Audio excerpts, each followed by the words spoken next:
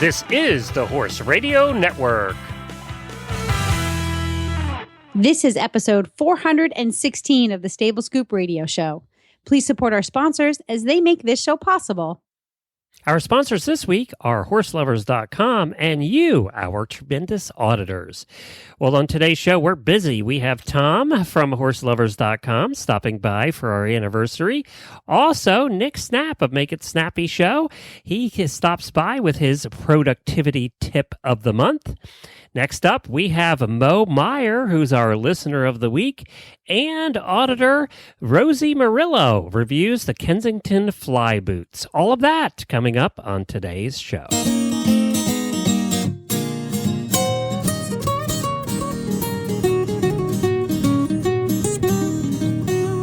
Welcome to the Stable Scoop, with weekly shows delivered right to you. With Helena and Glenn the Geek, live from the stable, it's every week. They bring you the news through hail or high water, while using their tails as their own fly swatters. So sit on down and laugh till you poop, cause it's time again for the Stable Scoop. Stable Scoop.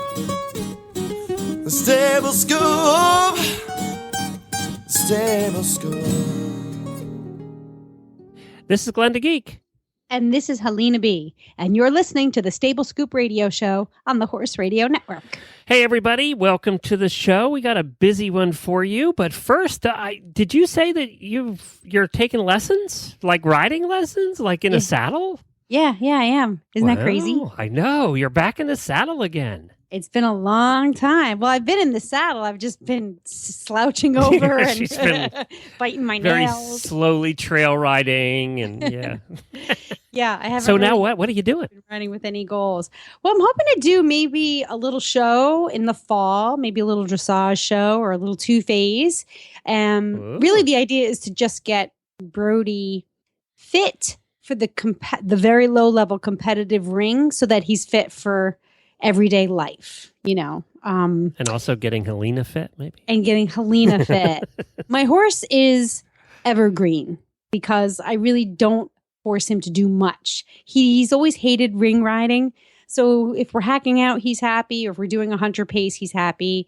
I haven't really hunted him yet. And I would love to. But as you guys know, if you follow the show, I haven't been able to hunt because I don't have a trailer. So, getting out to meets has been impossible. So I decided to get my horse fit. Now, if we have an opportunity to hunt this year, that's great. Hopefully he'll be fit. But if not, then we'll do something else. We'll go to a show or something. So we're having some fun. Yeah. So how have the lessons been going? I've only had one so far. This is a new project. It's a new project. I've only had one so far. Well, I'm not the type of person who rides with an instructor once a week. Once every 2 weeks, maybe once a month, I do an intensive lesson and then I practice on my own. So, and have you been practicing? Have you been diligent?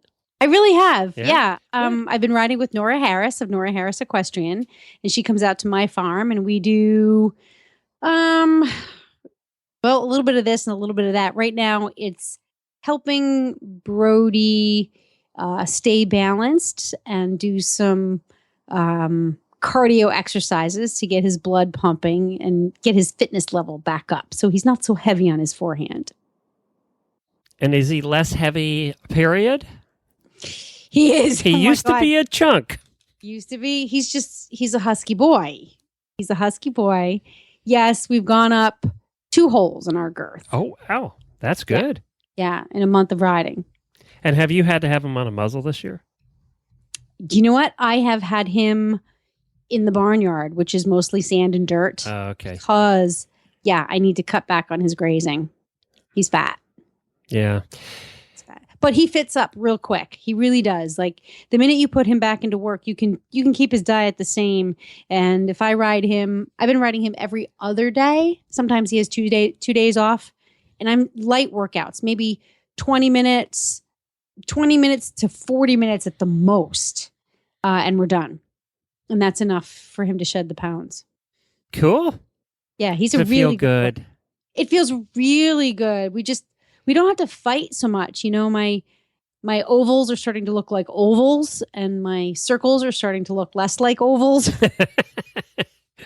Yeah. So he's good. He's actually remembering that he can accept the bridle and use his hind end a little more. Actually, it's not his hind end that he has a problem with. He's got a very powerful engine back there. It's his core. He's got a hay belly. So getting Brody to use his core muscles is a little bit of a challenge, but he's getting there. I can relate.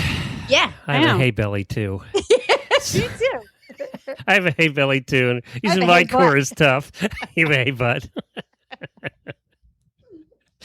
That hay, it goes to different places on different animals. Yes, it does. Now, with in Scooter's case, he has a hay body. The whole thing is... Scooter has hay brain. He's well-rounded. He has hay brain. This year, instead of putting the muzzle on Scooter, which he hated, but we cannot put him out on this grass, full time. He would literally blow up. Yeah. So we now bring him in the barn. So his friend Nigel gets to stay out in the big grassy field. He goes out. They both go out in the morning, and then at lunchtime, just before the show, I ran out and I got Scooter and brought him in. And Scooter looks so depressed because he has to go in his stall the rest of the afternoon with the crappy coastal hay. And he does not like that. So his little head's sticking out. I can see his little head sticking out of the stall now. He's depressed. Mean old and then at night he's in a dry lot, so he really is only getting 4 or 5 hours of grass a day. And we give him all the coastal hay he wants because it pretty much has no nutritional value. Yeah. But of course, once they get the luscious grass all day, they really don't want to eat the crappy hay. I know. No, it's not something they enjoy. No. So.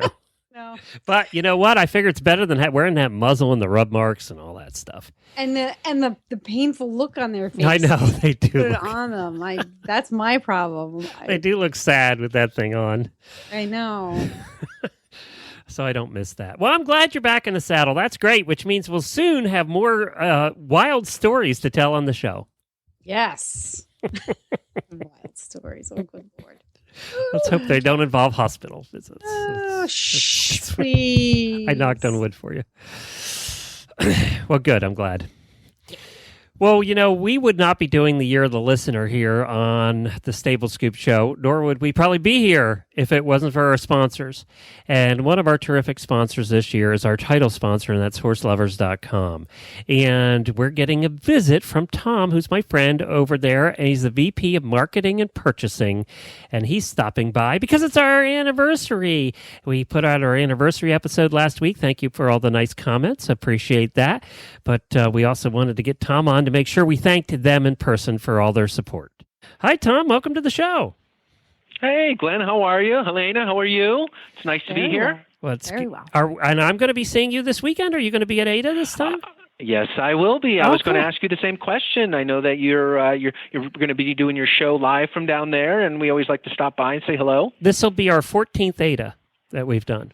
Good heavens! Very nice. Yep. Very nice. So yeah, it's gonna be fun. We always look forward to going there and seeing old friends and visiting with people. We have to. First thing I wanted to do was thank you for your support in this year of the listener here on the Stable Scoop Radio Show.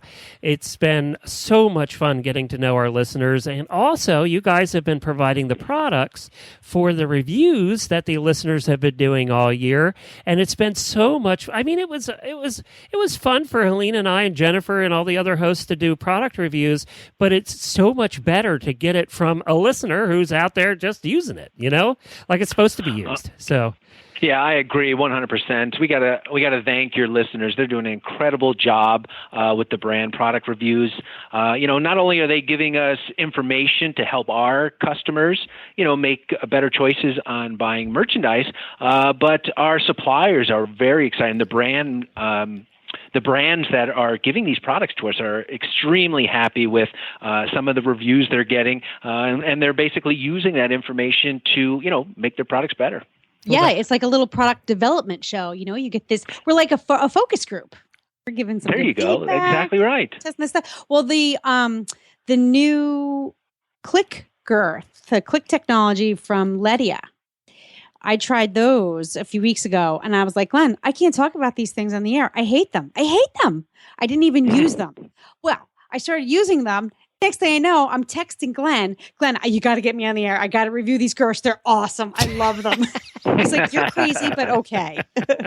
Oh, that's fantastic. Love to hear that. Well, you know what I think that is, Tom, and you've seen it all the time, is when a new product comes out with a new way to do something. In this case, the so buckles with the girths, that you're so used to doing it one way for so long that you get it, like she had it in her hand, and she was like, I'm not going to use this because you're so used to doing it one way. And isn't that the biggest challenge that retailers have, is like, no, this new product is good if you just try it? Yeah, I agree 100%. There's some traditional products that are out there that riders only want to do what riders feel comfortable doing, are familiar with doing. So sometimes products come out and they're hesitant to go down that path.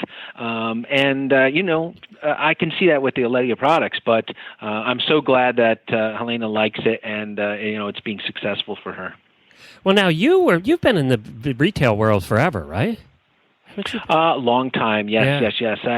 About 15 years, Horselovers with a Z.com has been out there in the marketplace. I had some roots in the equine industry ahead of that, working for some of the suppliers that we currently buy from. So, I've got a good 22 years involved in the equine world. Well, you know a little about product then. A little bit, just a little bit. There's a lot. One of the things that I've noticed in the evolution of equestrian retail is that the number of, there used to be 1 or 2 helmet manufacturers, and now there are 10 or 12. So the options for riders, for horse lovers out there are so many more. So that I think is great on one hand, but on the other, you're like, okay, how do I choose?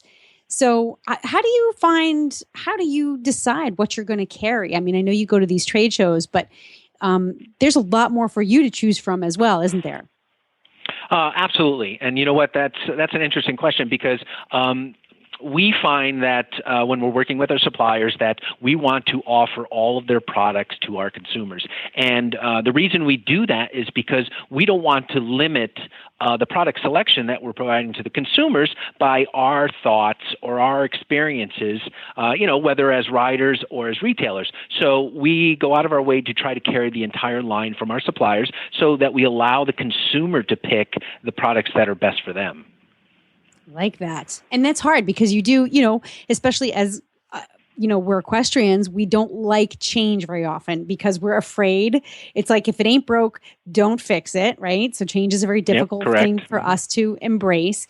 But you guys make it really easy. You have a very flexible, you have a very easy shopping experience, but you have a generous return policy. Your customer service is great. So you make it easier for shoppers to try something new.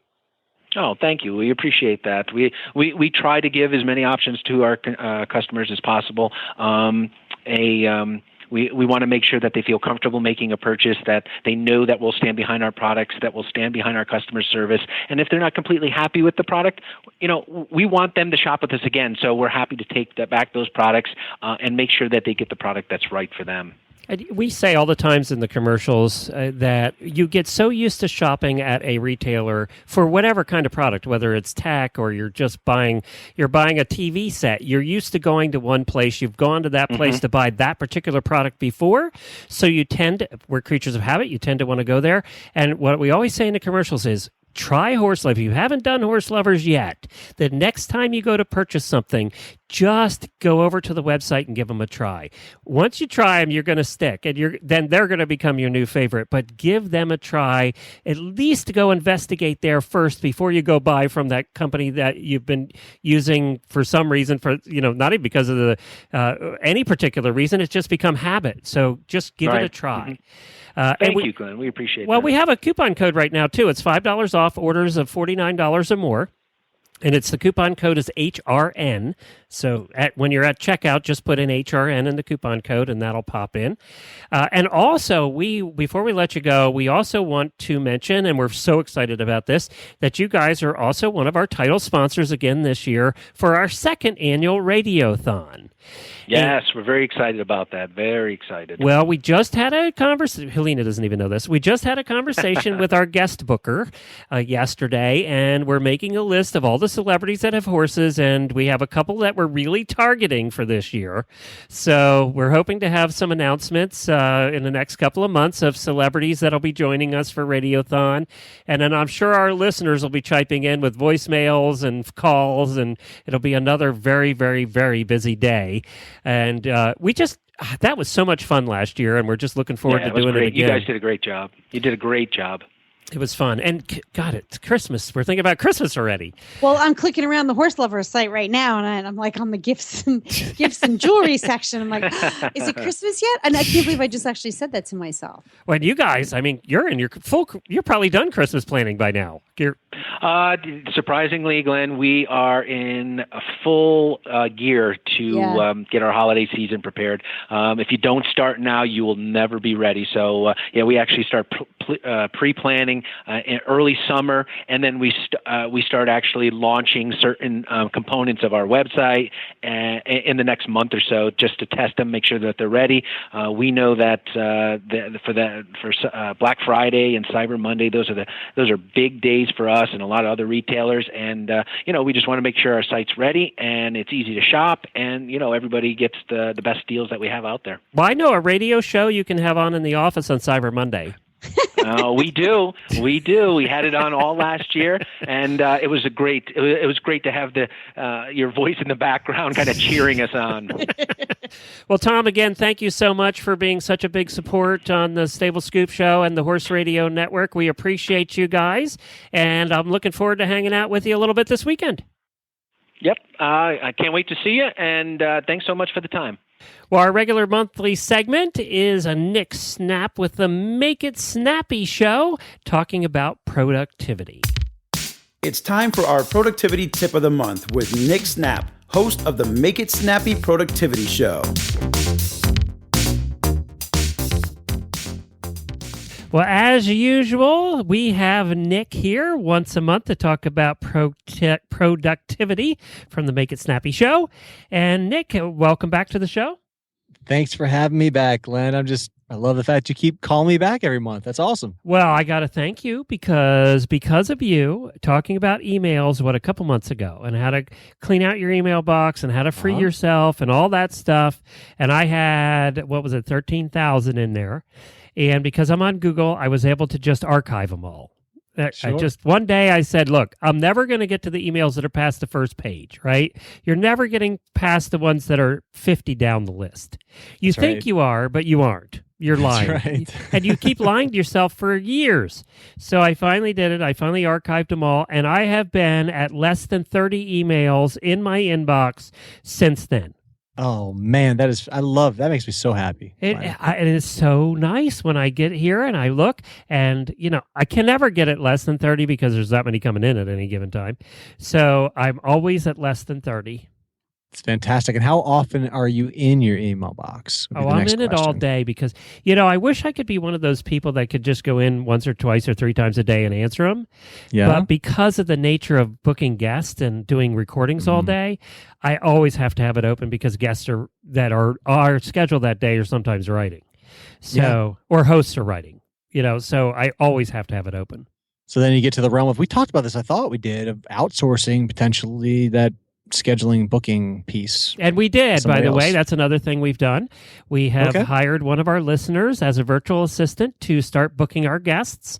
We did that about 3 weeks ago, and that's working out very well. She's very good, very diligent, and she's getting the job done. So she'll probably be booking you from now on, as a matter of fact. Fantastic. Her name is Denise. So, that's another piece that we did. Excellent. So why are you in your email box again if you're not booking that anymore? Well, because that day when they write and say, we can't make it or we have to change the time or Got that it. kind of thing. Or our host, like this morning, we're supposed to do, Emily does a jumping show once a month on Horses in the Morning, our live show, and she was puking her guts out from having food poisoning this morning. So, it's not fun. so she's writing me emails all the way up to showtime. So, yeah, I do have to have mine open all the time. Well, one step at a time. Nature of the business. But you know what? I'm keeping up on it. I feel better about it. It's not as stressful anymore. And now that we have the guest, look what you have done for me. I don't care that you've done anything for the listeners. You have it's like having my own personal private coach. Well, I'm here to serve. So what are you going to teach me this week? What else can you improve? I want to talk about how to work on the right things, how to know what to work on. So many different choices, especially as entrepreneurs, a million different things coming at us at once. How do we decide what to work on? That's another good one because I suck at that too. Yeah. I don't know why I've grown this business as big as it is because I pretty much suck at all these things. But you're making it happen. That's right. So the first thing, Despite of myself. Despite of yourself, That's exactly. Right. As a productivity guy, someone will typically come to me and ask me to set up some sort of systems or processes to do whatever it is they want to do. How do I make it more efficient is the first thing that comes to mind. And I think we talked about this on past episodes, but for me, I look at productivity maybe a little bit different than a lot of people do, is that it's not about getting all this stuff done. It's not. It's about working on the right things, because you could be setting up all the systems and processes to make the wrong thing completely it could be the completely wrong decision for you in your business. So how do you figure out what to do? And I always start with one question when I'm working with people. It's your why. If you had all the money in the world, if that wasn't an issue anymore, what would you do with your time? I start there to get people thinking a little bit more, what am I doing all this for? And it's a little bit woo-woo, right? I mean, mindfulness, and I'm an engineer, so talking about this stuff still a little bit outside my comfort zone, but it's where you got to start. Because if you don't know why you're doing what you're doing, then you're not going to have focus and you're going to be scattered. Can you give me an example of a why? Because I'm not sure. Sure. Yeah. For me, I'll put my stuff out there for your listeners. My why is I desire to have an incredibly close family that experiences the world together and improve the quality of life for people in need while doing that. That's my why. So kind of like your own personal mission statement. Right. Yes. Yeah. A family mission statement. So we can call it a family mission statement. Call it the why, or what is your purpose? What is your passion even? I think there's a difference between purpose and passion, but that's where you start. And then everything that you do, life's going to come at you. There's going to be all kinds of things to do, but knowing how much time to spend on the right things is important, because all tasks are not created equal. They have the appearance of being created equal when they're all on a running list of, 100, 400 different things that need to be done, but they're not all equal. So you got to weed through and figure out what adds the most value. And for you in your life, everybody's different. You got to put the personal back into personal productivity, but it's why? Why do you want to get all these things done? What are they ultimately contributing to? That's where you start. Once we can get clarity on that, then we can put all the efficiency and productivity tools into place and have you execute like a cheetah stalking its prey. That's hard, though. I'll tell you why. Yeah, please. It's because when you are running a business, or you're running a farm, and you can't say, okay, I'm going to put feeding today, as a priority, and not giving them water. I'm not going to clean the stalls today, and say that every day because my priority is feeding them and giving them water. There are a certain number of things that just have to get done, and when you add all those up, again, you're out of time. So they're all kind of important because they all kind of weave together. Same with running a business, right? If I have multiple things I have to work on, from finding sponsors to keep it all going, right, to finding new listeners to keep it all going. It's all of these little pieces keep it all going, but they all add up into 100 hours a week. Well, you said one thing that I want to key in on is the key assumption you're making there with all that stuff is that you need to do it all. So once you know what adds the most value of your time, what you're really good at, why Glenn is who he is, what you're bringing to the table, probably not cleaning out the stalls, right? It's being on this show. It's giving quality content to your listeners and to the sponsors. And executing that efficiently. So everything else that's there, you got to figure out how to get that off your plate and either defer, delegate, or delete it, just like email. So it's a process of letting go a lot of things.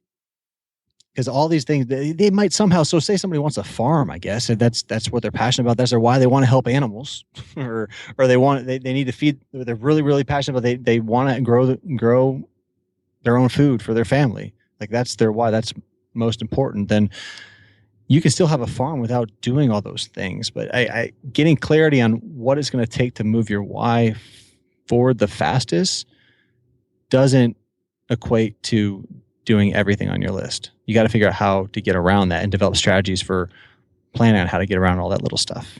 The problem with that is, I hate to keep being negative. Sure, but the problem with that, because I'm trying to think about what listeners are thinking too, just developing those takes time. Mm-hmm. And you never get to the time to develop them because you're too busy doing the other things you're doing.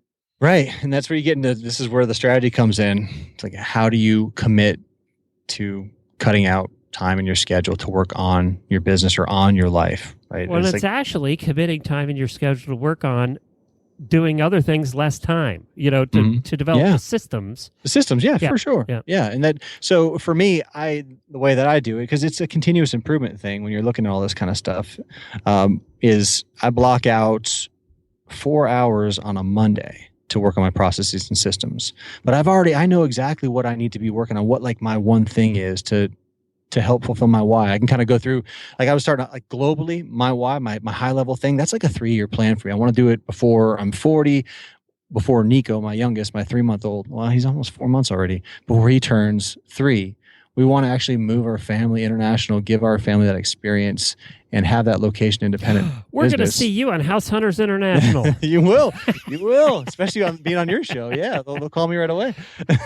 House Hunters International. You'll pick out the 3 apartments that are way over your budget. Right.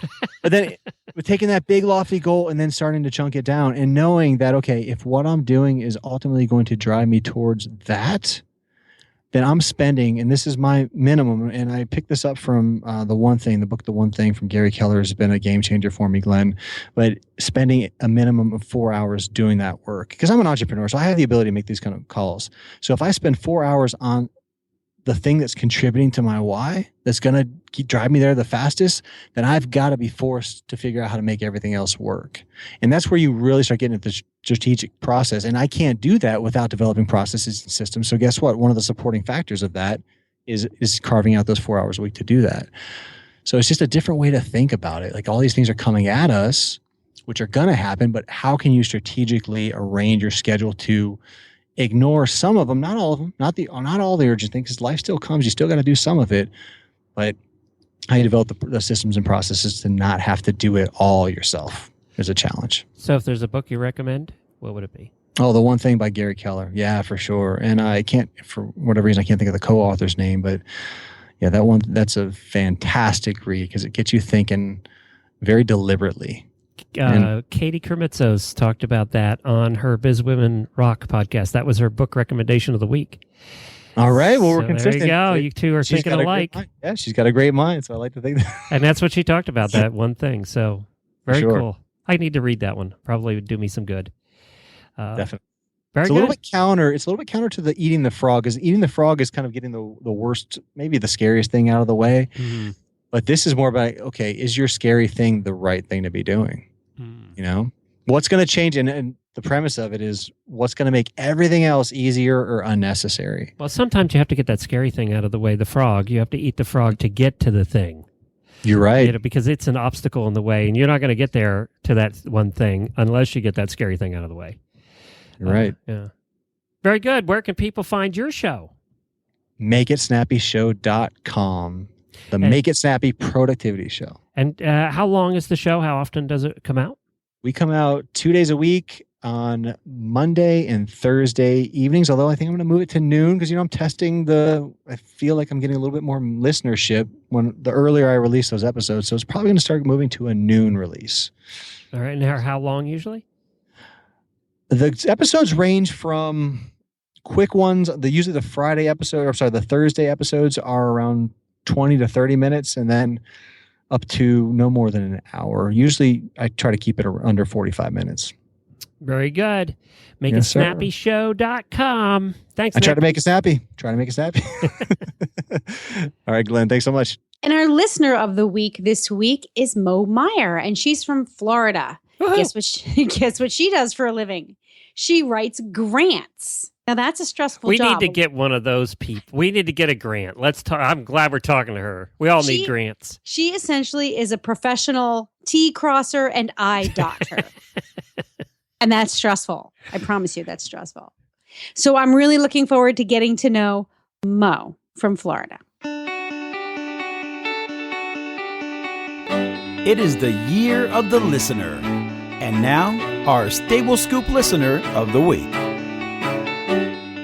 Well, welcome, Mo, to the Stable Scoop Show. I'm really happy to have the chance to get to know you. Thank you. Me too. How long have you been listening to Horse Radio Network shows? I think I started probably like 5 years ago, and I started listening to Jen's show, the Horse Tip Daily, because that was all the time I had to spare. I was getting my graduate degree and taking care of elderly parents, and I have my own business. So that was about the amount of time I had. So I started there and then started listening to Horse in the Morning and Stable Scoop. So Well, even yay. 5 years ago, you were an early adopter. So, there were still not a lot of people listening to podcasts back at that time. So you know your way around the podcast world by now. A little bit. I have a lot of my, I can't say who they are, but two of my best clients are technology companies. And so they do a lot with, like I can say who they are, but they do a lot with video conferencing and remote working and things like that. So they are very heavy into the podcast market. And I do a lot with distance learning. And that's I wouldn't say a super common tactic in distance learning, but there are definitely some school districts that are playing around with podcasts as part of their curriculum. Oh, that's interesting. I didn't realize that. Yeah. Yeah. Ooh. I feel How a do you- profit center coming on, different Glenn. world. What do you use to? Yeah, I know. I was thinking that, Helena. What do you use to listen? How do you listen? I usually listen. I download through iTunes usually, but lately I've been using the app only because I kept not keeping up with my listening schedule, and my phone kept saying out of memory, out of memory. Yeah, right. So, yeah, so I've recently been listening using the app. Okay, cool. Very good. All right. So we're going to pick your brain a little bit because that's what we do. Some people call it torture. We call it making friends. Yay. Now you live in Florida. What part of Florida are you in? I'm in Boca Raton, which is when people go where, I say, you know where your grandparents live? That's where I live. And there was a Seinfeld episode which said somebody's parents, maybe his, moved to Boca. Yeah, that's right. They did. I remember that. You're right. Mm-hmm. Yes. Boca has a reputation. Well, it is kind of luxe, and when people retire, they want the easy life. So Boca's kind of nice, My best friend, Yeah, my husband calls from it the school lives there. Oh, really? Yes, best friend. She's been there for almost 22 years. Loves it. Absolutely loves it. So she went from New York to Boca as, a 20-something-year-old and raised her family there. So she's just the happy as a clam. I was just going to ask you if she was from New York or New Jersey. Yes. Yep. She's from New York. There's 3 places people from Florida are from: New York, New Jersey, or Canada. It's one of those 3 places. Right? It's true. Well, and it's not true anymore, but at one point the population of Boca doubled in the winter. That's not quite true anymore. There's a lot more year-round residents, but Yeah. with so many snowbirds. That's been changing here in Ocala. If we take the seasonal horse people out of it, in Ocala it's Yeah. the same too. There's less snowbirds and more people just moving. Yeah. Yes, Well, with telecommuting exactly. these days, technology has made it easier for people to work from wherever. So they're not on a time schedule as much anymore. Well, do you see the ocean from your window right now? No, from my window right now, I see a kitten that is attempting to climb a tree. It's not doing very well. Okay. It's our kitten. Okay, that's And her good. mama is at the bottom of the tree. But no, I'm in Central Boca. Okay. Oh, that's wonderful. That's my fascinating work view. Okay, so let's ask you a couple more. Let's ask some things about your horses because that's really the meat and bones of this episode. Right. You have you don't have your own horses right now, but you do ride at a barn. So tell us about your barn life. Right. So about 6 years ago, I decided I've been thinking about when I was a kid, I rode horses, but I grew up like in South Miami and in Memphis. And in those days, if you could stay on top, you could ride. Right. So, yeah. And just friends that had backyard horses and stuff like that. So about 6 years ago, I had mentioned to some friends of mine who are very horsey that I've been, I want to get back around horses, blah, blah, get back to it. And they all said the best thing to do is take some lessons. So I just randomly picked a barn and started taking lessons there. And I went through a few different horses, and I always think it's a good news, bad news thing. The horse that I ride now, I don't technically lease him, but I get to ride him whenever I want. I mean, I pay to ride there, but I don't have to lease him because he's such a pain in the butt that nobody else wants to ride him. And so the barn manager said, it's a pretty good deal because he likes you and he needs to get out. So if you want to come and ride him, and I do still take lessons there and things too. So he's not technically mine, but everybody at the barn says he's mine because I guess we put up with each other. And I don't know if that's a good thing or a bad thing. I'm not sure.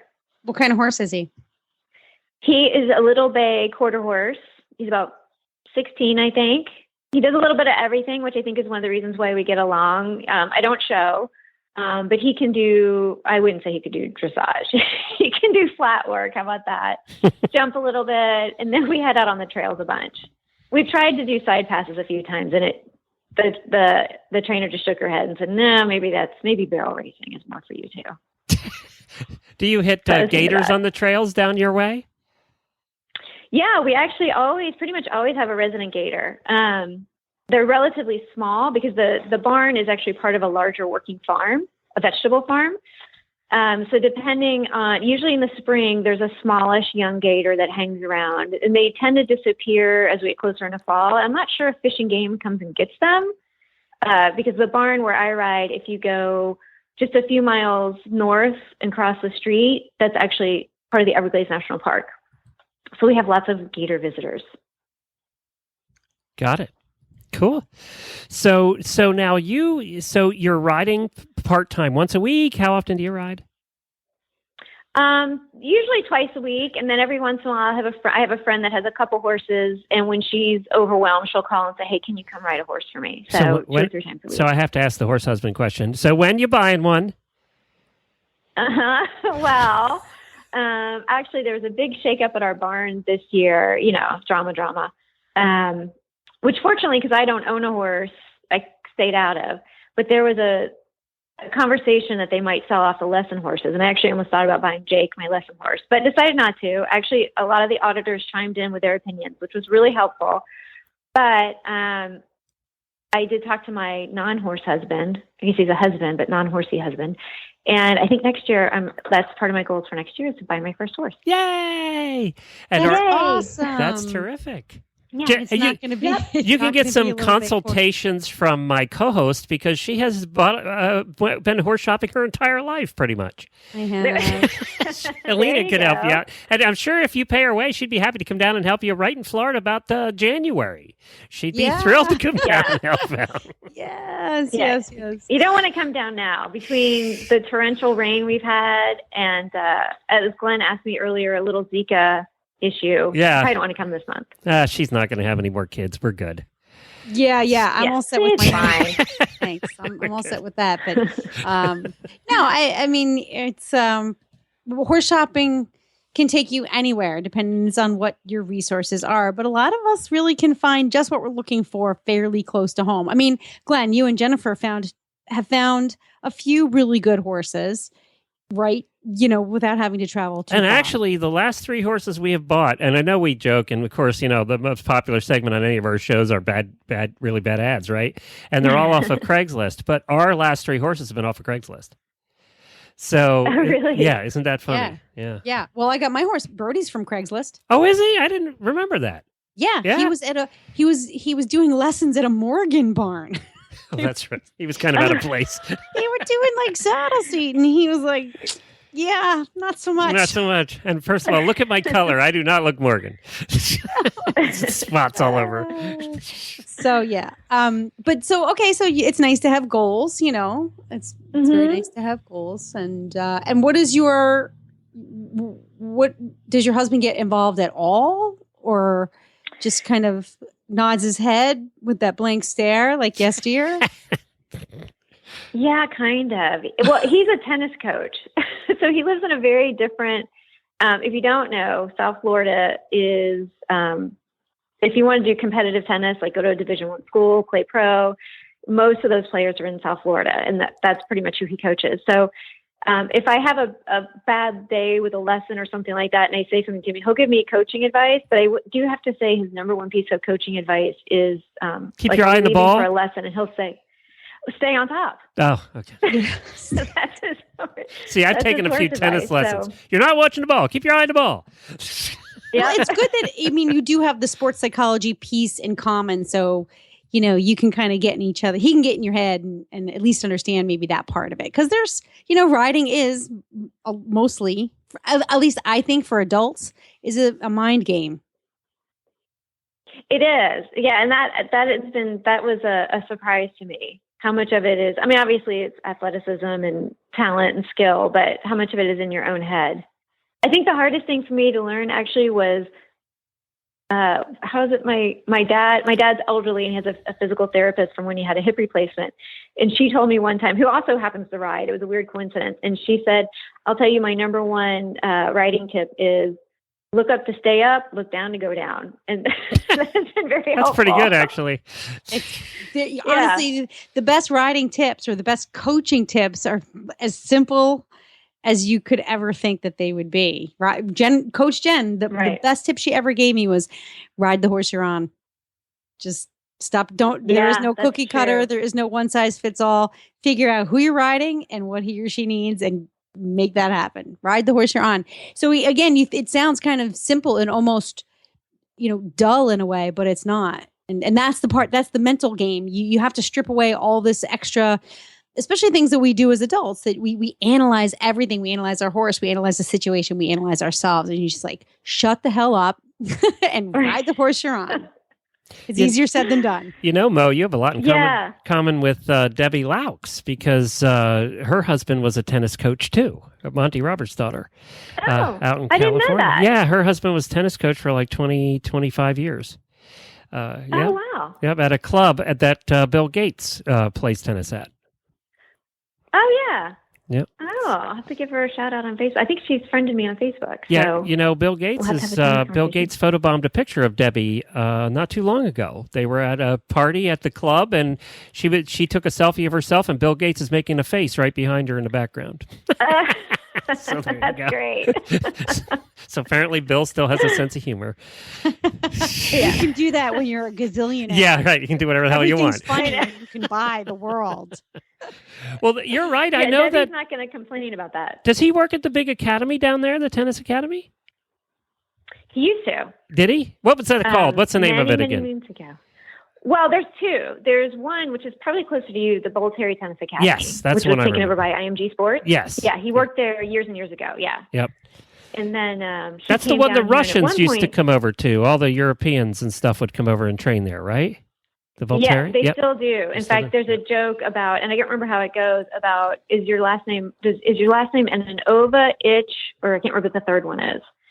Because so many Russians or Eastern Europeans, I guess, maybe more fair, trained out of there. Yeah, wow. Sorry to talk tennis, everybody, but I was a tennis player at one time. Boring. Let's talk horses. You can cut that part. Somebody asked me last week we were looking for something to do in Newport, and they're like, how about the International Tennis Hall of Fame? Have you ever been there? Which is in like an incredible place. I'm like, nope, boring. You haven't been there? No, I haven't. What is wrong with you? And they just went through this like... See, I wouldn't go either. Oh, come on. Year multi-million-dollar renovation. And I'm like, no, but, you know, let's We're go to going next time we come up to see you. We're going to the tennis thingy. All right. That's fine. Right. Well, and if you really want to geek out on tennis, Glenn, a really good friend of my husband's is the women's assistant coach at UCLA, and he teaches in Newport, and I can remember the name of that hotel. He runs a program at one of the like swanky hotels there. In Newport, California, or Rhode Island? California. Sorry, you're in Rhode Island. Never mind. That's okay. Right. Hall of Fame's in Rhode Island. We don't mind that people confuse us because there's a lot of Californians who think that Newport means Newport, they think you're talking about them, and then you get into the show about 5 episodes, and they go, that place is not here. I know, it's true. But then suddenly they become Instagram followers. It's like, Newport, Rhode Island isn't so bad. We got bigger houses. Pretty well. You got bigger houses than they do. I mean, geez. Yeah, that's kind of true. Yeah. Well, we have to get on with our rapid fire questions. Okay. Before we do that, you wrote down here that the most adventurous place you've ever ridden is South Africa. Did you do one of the safari rides? No. So not only is my husband not a horse person, he's also not, well, he is now a U.S. citizen, but he's South African. Ah. So we've been several times, to visit family and things like that. And one of the reasons he claims that he will not ride is, and it is somewhat of an exaggeration. It was probably 15 years ago. I've ridden there a couple times, but probably 15 years ago was the first time. And we were in a national park, which does not have predators. I just want to make that clear. And he insists that the guide and I just dumped him to the lions, which is not true. There were no lions there. But it is true that they gave him this really sweet, big, old draft horse who, wanted to have some snacks on the trail. And he just didn't keep up. So they were baboons. Okay, they were baboons, and they can be a little dangerous. Oh, they would scare the crap out of my horse. Yeah. That's funny. So I told him it wasn't my fault. It was the guide's fault. I was keeping up with him. All right, rapid fire question time. We're going to try and actually do these rapid fire today, although we've been saying that for 6 months now and never succeeded yet. So go ahead, Helena. All right, here we go, Mo. What is your favorite food? My favorite food is really, really good bread, but I can't eat bread anymore because I found out I have celiac, so I can't eat gluten. So I would say my current answer is cheese. Oh, okay. Yum. I just had the best gluten-free chocolate macaroons. Now, I don't have celiac and I'm not gluten intolerant, but Buck's daughter is. So whenever they come over, we try to stock up on delicious gluten-free snacks. And I decided to try one of these things. I was like, oh my God, something that's gluten-free that doesn't taste like dirt. They were delicious. Yeah, because most of it does. Yeah. Most of it's not worth the calories. No. You're better off just eating something else. Right. Okay, so then what is your least favorite food? That is a toss-up between like bivalves, like oysters and those kinds of things. Sorry, Rhode Island. Or clams. It's like the weird texture for me. And I'm going to apologize to Fiona if she happens to listen in advance, Marmite. It is disgusting. Do you know what that is? Yeah, but I haven't, I don't think I've ever had it. Well, I'm married to a South African, and it's all the Commonwealth countries are really into like the Marmite, Vegemite. There's another one, Oxo or something like that. Marmite, so, Marmite's a lot like Vegemite, right? What is it? Yeah. I don't know. It's like this tar-like weird substance. It doesn't even sound good, the name. Okay, you guys continue, and while you are, I'll look up Marmite, and we'll find that out. Because now everybody's wondering what the hell it is. So I'll look it up. The label says yeast extract. I don't know what those two words together mean. Oh, here it is. Yep, a Marmite yeast extract. And it says, the description on Amazon is it's a yummy yeast extract paste. Enjoyed any time of the day, whether on toast for breakfast and sandwiches at lunchtime, or as an added ingredient in stews and casseroles. I'm just going to go out and buy one of those today. Yeast extract. It is not yummy. Ugh. I'm just putting it out. It looks like some weird tar-like business. You can get it at Publix, though, Glenn. They do have, I don't know if they have it at your Publix, but in areas where you have a lot of islanders, they carry it. Because, all the Commonwealth countries like Jamaica and things like that, they like it. Oh, and it's in the same page as the Vegemite, so apparently they're all related. So, yep. Yeah. It's like super salty tar-like goo. You're selling it. You're selling it, Mo. Salty tar-like. That sounds kind of good. I think I have a wine I can pair. I'm recording with Fiona tonight, the Australian episode. I'll ask her if she likes Marmite. Okay, we got to move on. Rapid fire is not so rapid. What is your biggest equestrian pet peeve? Well, it's funny because I heard the one that was it Rachel did with you guys, and I thought, I don't know, is it horse pet peeve or people pet peeve? So I would say my people pet peeve are inconsiderate riders, like who tack up in the middle of the aisle or leave gates open. Just they don't think about anybody else around them. Yep. And I would have to say my horse pet peeve it would be stall escapers, which I will admit Jake, the horse I ride at the barn, if you turn your back on him for a second, like to pick something up, he's out. He doesn't go anywhere. Well, he goes out to the pasture. He won't go out to the road, but now you got to catch him. Yeah. They go for the nearest Very piece rude. of green, wherever you can get them. Yeah. And he knows to walk just fast enough. If you run, he'll run. So you can't do that. He knows to walk just fast enough. Fresh. Okay. Yes. So what's the most terrifying thing you've ever done, and would you do it again? Well, I think all the other introverted listeners will appreciate this, and everybody else will be like, what is that girl's problem? But I think the most terrifying thing, physical stuff doesn't scare me, but was probably walking into the barn 6 years ago to take that first lesson and not knowing anyone and, going into a ring where, of course, no one's looking at you, but you think everybody's looking at you and judging you. It was terrifying. But yes, I would do it again. That's really not something I would have thought, but I can totally relate to. I can feel like my heart racing for you, that right? Your heart is like, and you're excited and nervous and terrified all at the same time.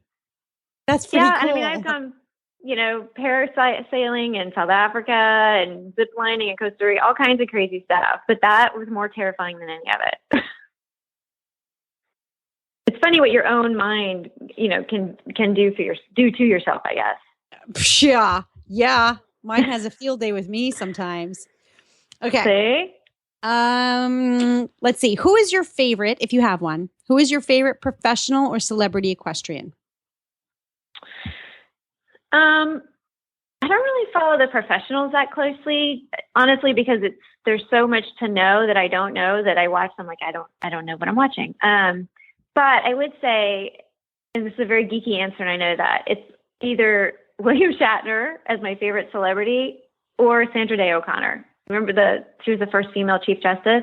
Yes. Not so much for her politics, but she's actually done a lot for wild horses. So, that's right. She cool did. To be the first female Chief Justice. Yeah, right. Yeah.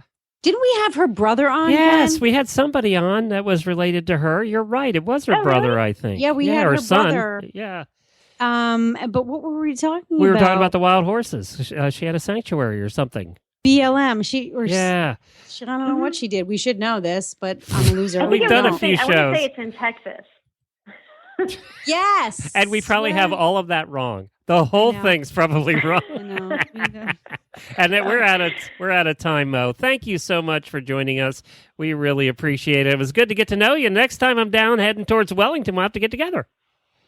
Yeah, I'm just south of there. And thanks for having me on. It was fun. And I'm not playing your husband tennis because that'd be bad. No. All right. Thanks, Mo. Thanks very much, Mo. It's good to get to know you. All right, thanks, guys. Bye. You too. Bye.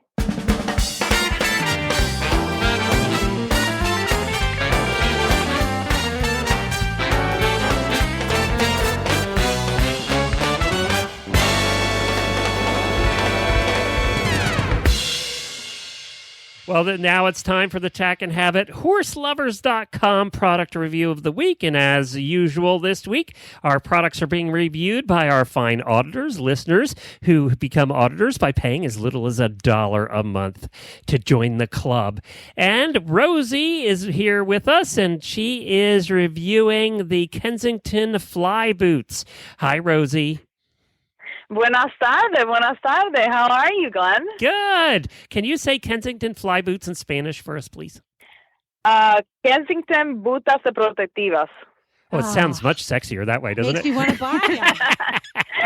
Makes fly sound good. What's the word? Makes me want to dance first. That makes me want Right? to I should have the samba music going. What?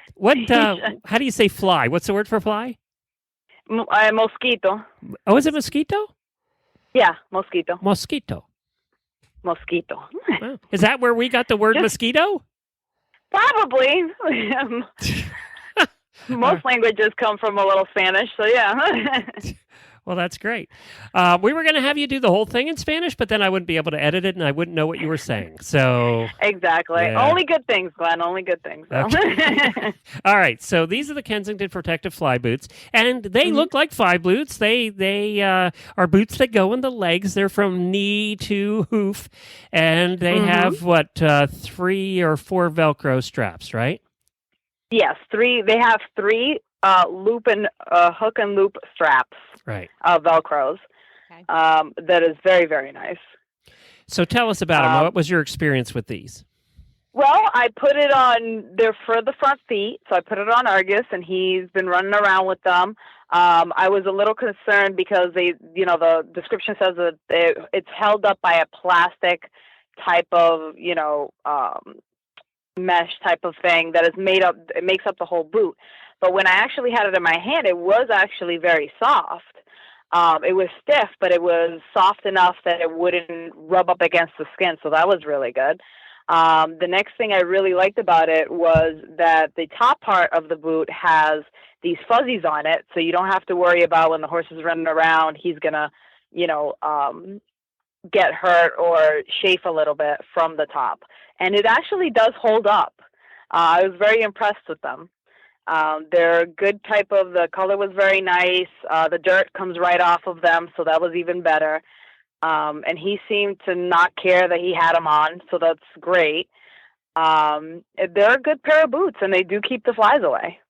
Yeah, when your horse doesn't care that he's wearing something, that's half the battle right there. Yeah, so when I put him on, he didn't walk out and lift his legs like he's trying to get over puddles or something. So right, and when he comes in with them still on his legs. Yes, they are still on. The Velcros are still on. I don't have to extra tape them together so they don't. He comes in with one, and I have to try to rescue the other one someplace in the woods. So. And I guess another problem people have with certain kinds of fly boots is that they tend to fall down. They don't stay up there. You find them all the way down around the ankles at the end of the day. Have you had any trouble like that with these? No, I haven't had any trouble at all. They slip a tiny bit, but not enough to. He doesn't come in from the field with anklets on. Right. They do keep their shape very well. We've had reviewed, or the listeners actually have reviewed several Kensington products this year, Helena, and boy, they are getting good reviews from our listeners. Those guys have been around for a long time, and their stuff just doesn't take the kind of beating that other products do. I have Kensington products, especially fly protection, and I'll keep buying them. I don't care what colors they come in or how much they cost. Well, they come in a lot of colors too. That's a good thing. Yes, they do. Yes, they do. Brody's like the master of getting fly products, protective fly things off. And so he does occasionally get out of a Kensington product, but he won't grind it into the ground and kill it the way other things will be killed. So they stand up. Yeah. They really are built tough, and I mean the look of them is very deceiving because you see it in a picture on a horse, and you figure, oh, this must be, doesn't move very well, must be very stiff, right? Just because of the webbing on the material itself. But it's actually quite. The wind goes through it very well, so you don't have to worry about the horse sweating under there. I've taken the boots off, and I've never seen any sweat under his legs or anything like that. And again, it's not the softest thing to the touch, but it's not harsh enough that I would be concerned of him losing any hair on his legs wearing it all day. Yep. Well, good. Very good. Well, you can get them in all different kinds of colors, and there's pony size and horse size. You can get different sizes as well. If you go to horselovers.com and search for Kensington fly boots, all the different choices will come up, but they have plaid, black plaid, plum ice, blue ice, deluxe red, citrus slate. They make up color names, but it's blue, red, gray, black, things like that. So you can find them all at Kensington or at horselovers.com. They're $23.99 a pair, and you're going to want to. I think they have a size. They have a size chart there as well. So you're going to want to measure the circumference and height before you place your order. That way, you make sure you get the right size. And if you're ordering for the back legs as well, you're going to want to do that measurement separately because they probably will have different fronts and backs in many cases. Very good. Well, thank you, girl. We appreciate you being on again. Thanks, Rosie. De nada, tengan un buen día. See, let's go dance. I think she said she didn't want to be us. I think that's what she said. I said have a good day, and you're welcome. Okay. She's not Bye, mean Rosie. Like you, Gwen. Bye. Bye, Rosie. For details about today's show, go to stablescoop.com. And did you know that you can get the HRN app on your iOS or Android phone? Yep, you sure can. Just search for Horse Radio Network in the App Store. It's free and super easy to use. And where can people find your cool show? They can find my cool show at thatnewportshow.com. We're on iTunes, Stitcher Radio, Google Play, and all of your favorite podcast apps. What was your last show about? Our last show was about slowing your roll. Slowing your roll? How to slow your summer down. Yeah. Oh. Yeah. And did it include alcohol at a beachside bar? This time it did not. No. This was a little bit more of a philosophical discussion about really how to slow things down. Oh, okay. How not to go out to dinner, how not to go have a cocktail. Instead, put your feet up, let your toes feel the warm breeze, and chill. We're looking forward to it next month because we have our annual vacation, and we're looking forward to slowing our roll so much that I rented a cabin in the woods near nothing. So in the mountains of Colorado, in the Rocky Mountains. So we'll see how much I enjoy the slow roll. Yeah, it's going to be tough for people like me and you. Yeah. Slowing down to a crawl is very difficult to do. Especially when you go from like 90 to 0, then it's like, it's better if you do it gradually. I know. It's true. We do the equivalent of a sliding stop. Exactly. with the sand flying and that's right. See, we need to be wrapped up and stuff. We need all those. We need to do the slow, gradual dressage stop, not the sliding, reining stop. If we were horses, we would not be good at our downward transitions. No, we wouldn't. Well, that's it for this week. You know what? We'll have another episode for you next week, like we always do. And I don't know what else to say, so let's just call it a day. I'm done. I'm fried. That's it. Yeah, we'll be back next week. Until then, happy scooping.